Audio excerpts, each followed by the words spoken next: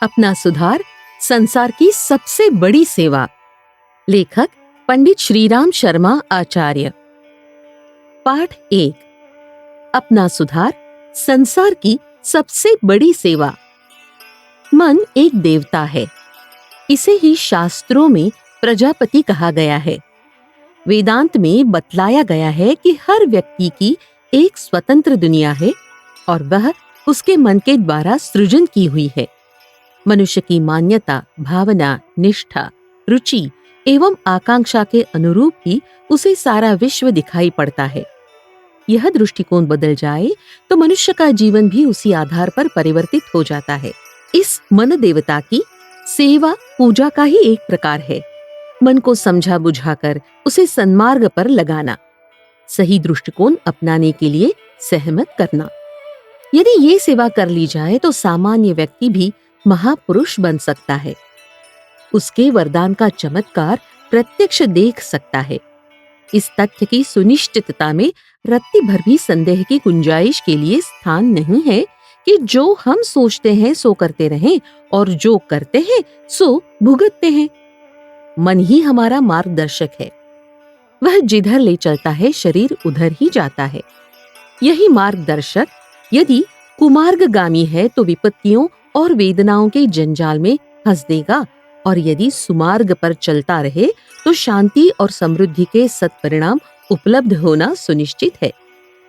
ऐसे अपने इस भाग्य विधाता की सेवा हम क्यों न करें? इस मार्गदर्शक को ही क्यों न पूजे? गौ और ब्राह्मण की सेवा से यदि पुण्य फल मिल सकता है तो उनसे भी अधिक महत्वपूर्ण इस मन देवता की सेवा से पुण्य फल क्यों न प्राप्त होगा?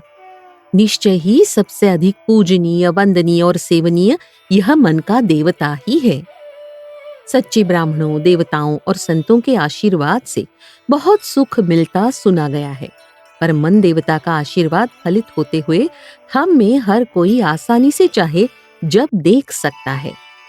यदि सेवा पूजा करके मन देवता को इस बात के लिए मना ले कि वह सच्ची भूख लगने पर पेट की आवश्यकता से थोड़ा कम केवल उपयोगी पदार्थों को ही मुख में जाने दिया करे, चटोरेपन की आदत को सर्वथा छोड़ दे, तो इतना मान लेने से आपकी बिगड़ी हुई पाचन क्रिया ठीक हो सकती है, शुद्ध रक्त बनना आरंभ हो सकता है और जो कमजोरी तथा बीमारी निरंतर घेरे रहती है उनसे बहुत ही आसानी से छुटकारा मिल सकता है।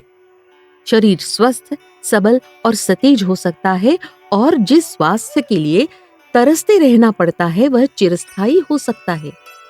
यदि मन का देवता यह मान ले कि सृष्टि के समस्त जीव जिस प्रकार काम सेवन के संबंध में प्रकृति की मर्यादा का पालन करते हैं उसी प्रकार वह भी करे, तो इतनी मात्र उसकी स्वीकृति से आपका मुरझाया हुआ चेहरा कमल के फूल की तरह खिल उठेगा। जीवन रस बुरी तरह निचोड़ते रहने से पौरुष खोखला होता चला जाता है। इस बर्बादी को न करने के लिए यदि मन सहमत हो जाए तो आपके मस्तिष्क और कार्यकलापों में से ओज टपकने लगेगा।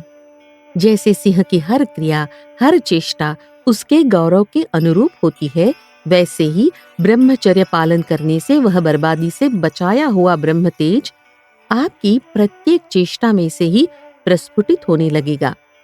तब आप खोखले कागज के खिलौने नहीं, एक लोह पुरुष सिद्ध होंगे। आपकी आंखों में तेज, बुद्धि में प्रौढ़ता और क्रिया में प्रामाणिकता की छाप होगी। यह लाभ आपको बड़ी आसानी से मिल सकते हैं यदि आप मन के देवता को इंद्रियों का दुरुपयोग न करके आहार विहार को प्राकृतिक और नियमित रखने की एक छोटी सी बात पर सहमत कर ले। सेवा में बड़ी शक्ति है, उससे भगवान भी वश में हो सकते हैं। फिर मन देवता द्रवित क्यों न होंगे? हर आदमी को लगता है कि वह काम में बहुत व्यस्त रहता है, उस पर जिम्मेदारियों का तथा परिश्रम का बहुत बोझ रहता है, पर सही बात ऐसी नहीं है। उसका कार्यक्रम अनियंत्रित, बेसिलसिले, अस्त व्यस्त ढंग का होता है, इसलिए थोड़ा काम भी बहुत भार डालता है।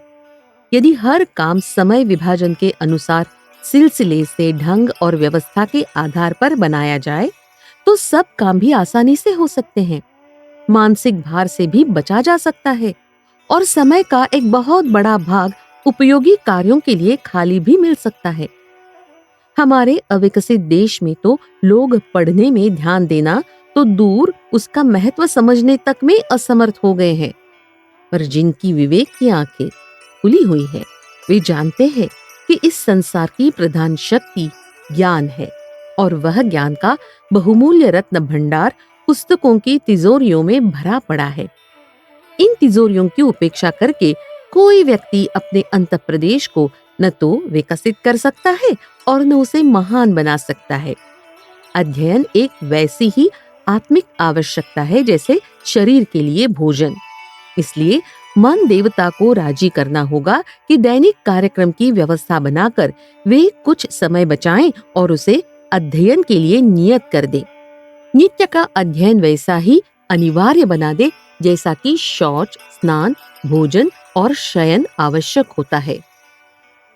स्वाध्याय और ज्ञान के बाद तीसरी विभूति है स्वभाव। इन तीन को ही मिलाकर पूर्ण व्यक्तित्व का निर्माण होता है। अपने सभी कार्यों में व्यवस्था, नियमितता, सुंदरता, मनोयोग तथा जिम्मेदारी का रहना स्वभाव का प्रथम अंग है। दूसरा अंग है दूसरों के साथ नम्रता, मधुरता, सज्जनता, उदारता एवं सहृदयता का व्यवहार करना। तीसरा अंग है धैर्य, अनुद्वेग, साहस, प्रसन्नता, दृढ़ता और समता की संतुलित स्थिति बनाए रहना। ये तीनों ही अंग जब यथोचित रूप से विकसित होते हैं तो उसे स्वस्थ स्वभाव कहा जाता है। ये तीनों बातें भी मन की स्थिति पर ही निर्भर रहती है। आम तौर से लोग किसी काम को आरंभ करते हैं और उसे बिना पूरी तरह समाप्त किए ही अधूरा छोड़ देते हैं। पुस्तक पढ़ेंगे तो उसे समाप्त करके यथास्थान रखने की अपेक्षा जहां की तहां पड़ी छोड़कर चल देंगे। कपड़े उतारेंगे तो उन्हें झाड़कर तह बनाकर यथास्थान रखने की बजाय चाहे जहां उतार कर फेंक देंगे। पानी पिएंगे तो खाली गिलास को उसके नियत स्थान पर रख कर तब अन्य काम करने की बजाय उसे जहां का तहां पटक कर और काम में लग जाएंगे। काम को पूरी तरह समाप्त किए बिना उसे अधूरा छोड़कर चल देना स्वभाव का एक बड़ा भारी दोष है। इसका प्रभाव जीवन के हर क्षेत्र पर पड़ता है और उनके सभी कार्य प्रायः अधूरे पड़े रहते हैं। व्यवस्था के साथ सफलता का अटूट संबंध है। इस बात को मन महोदय मान ले तो समझना चाहिए कि हारी बाजी जीत ली। अपनी प्रत्येक वस्तु को सुंदर, कलात्मक, सुव्यवस्थित रखने के लिए मन की सौंदर्य भावना विकसित होनी चाहिए। उसी सौंदर्य में व्यक्तित्व का सम्मान छिपा हुआ है। मधुरता, नम्रता और उदारता किसी व्यक्ति की महानता और अधिकृत चिन्ह है। जिसके हृदय में दूसरों के प्रति आदर, प्रेम और सद्भाव है, वह निश्चय ही उसके साथ सज्जनता का व्यवहार करेगा। इसमें यदि थोड़ा समय लगता हो या खर्च बढ़ता हो तो भी वह उसे प्रसन्नता पूर्वक सहन करेगा। बहुत करके तो विनम्र मुस्कुराहट के साथ मधुर शब्दों में वार्तालाप करने से काम चल जाता है। शिष्टाचार का ध्यान रखना, अपने कार्य दूसरों से कराने की अपेक्षा औरों के ही छोटे मोटे काम कर देना, यह मामूली सी बात है, पर इससे हमारी सज्जनता की छाप दूसरों पर पड़ती है। दूसरों की कड़ुई बातें को भी सह लेना, दूसरों के अनुदार व्यवहार को भी पचा जाना और बदले में अपनी ओर से सज्जनता का ही परिचय देना, अपनी वाणी या व्यवहार में अहंकार या उच्छृंखलता की दुर्गंध न आने देना सत्पुरुषों का मान्य लक्षण है। अपना स्वभाव ऐसा ही बनाने के लिए यदि मन को साध लिया जाए तो मनुष्य अजात शत्रु बन सकता है। इस प्यार की मार से उसके सभी शत्रु मूर्छित और मृतक हो जाते हैं। मित्र तो उनके चारों ओर इसी प्रकार घिरे रह सकते हैं जैसे खिले हुए कमल के आसपास भौरे मंडराते रहते हैं। यह सिद्धि जीवन की सफलता के लिए कम महत्वपूर्ण नहीं है, पर मिलती उसे ही है जिसने मन के देवता को इसके लिए तैयार कर लिया है। जीवन में बहुधा अप्रिय प्रसंग आते रहते हैं। ये जरूरी नहीं कि हमेशा प्रिय परिस्थितियां तथा अनुकूल व्यवहार ही उपलब्ध हो। हानि, घाटा, रोग, शोक, बिछोह, अपमान, असफलता, आक्रमण, आपत्ति आदि की विपन्न स्थितियां भी सुख संपत्ति की भांति आती रहती है। इनका आना अनिवार्य है। कोई भी इन विविधताओं से बच नहीं पाता। इस उभय पक्षीय क्रम को सहन करने योग्य मनोभूमि बनाए रखना हर विवेकशील का कर्तव्य है। प्रतिकूलता आने पर जो घबराते हैं, अधीर होते हैं, किंग कर्तव्य विमूढ़ बनते हैं, वे अपनी इस दुर्बलता को भी एक नई विपत्ति के रूप में ओढ़ते हैं और उनका कष्ट दूना हो जाता है। इसके विपरीत साहसी और धैर्यशाली लोग कठिन से कठिन समय को भी अपने साहस के बल पर काट देते हैं और निराशा को चीरकर आशा का वातावरण बनाने के लिए प्रयत्न करके फिर काम चलाऊ स्थिति उत्पन्न कर लेते हैं। जरा सी बात पर घबरा जाना, चिंतित हो जाना, रोना, पीटना, निराश हो बैठना, उत्तेजित हो जाना, क्रोधांध होकर न कहने योग्य कहने लगना और न करने योग्य कर बैठना, यह सब मनुष्य की क्षुद्रता और नास्तिकता के चिन्ह हैं। जिसका हृदय विशाल है, कलेजा चौड़ा है, दृष्टिकोण दूरदर्शी है, वह आपत्तियों और प्रतिकूलताओं को कुछ क्षण ठहरने वाली प्रकृति की एक लहर मात्र मानता है और उसे हंसते हुए, उपेक्षा की दृष्टि रखते हुए सरलता पूर्वक पार कर लेता है।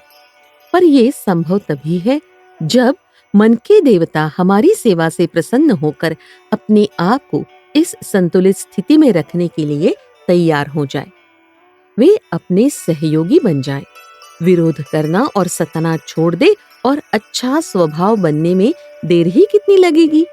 अच्छा स्वभाव बन जाना इस संसार की एक बहुमूल्य संपत्ति प्राप्त करके भारी अमीरी भोगने के आनंद से भी बढ़कर है। मन के देवता प्रसन्न होकर भौतिक जीवन को आनंदमय और सुसंपन्न बनाने के लिए हमें स्वास्थ्य, ज्ञान और स्वभाव की उत्कृष्टता प्रदान करते हैं। इन वरदानों को पाकर हमारे सांसारिक जीवन में धन, यश, प्रसन्नता, प्रफुल्लता, संतोष, उल्लास, प्रेम, सहयोग सभी कुछ मिलने लगता है। सफलता के द्वार हर दिशा में खुल जाते हैं। इसी जीवन में स्वर्गीय सुख की उपलब्धि, उन्नति एवं जीवन लक्ष्य की प्राप्ति भी मन के सधने पर ही अवलंबित है। सेवा का पुण्यफल प्राप्त करने के लिए हमें अवश्य ही प्रयत्नशील होना चाहिए, पर सेवा करे किसकी? सबसे प्रथम सेवा का अधिकारी सबसे अधिक सत्पात्र, सबसे अधिक समीपवर्ती, संबद्ध एवं विश्वस्त अपना मन ही है। हमें इसी की ओर सबसे पहले सबसे अधिक ध्यान देना चाहिए।